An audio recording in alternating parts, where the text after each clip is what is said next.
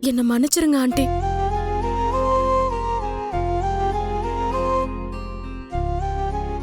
Sorry uncle. என்னால நீங்கெல்லாம் ரொம்ப சஃபர் ஆயிட்டீங்க. I'm really sorry. ஏய், என்னடி இதெல்லாம்?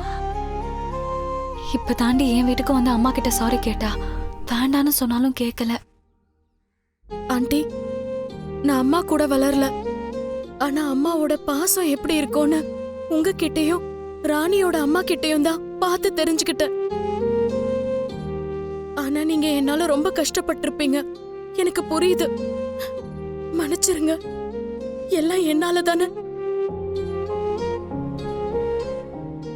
பரவாயில்லம்மா, உன்னோட சூழ்நிலை அப்படி. நீ மட்டும் என்ன பண்ணுவ? காவியா அவளும் பாசக்காரிதாம்மா. ஆனா இன்னைக்கு ரேவதிக்கு ஒரு பிரச்சனை வந்த உடனே கொஞ்சம் பயந்துட்டான்.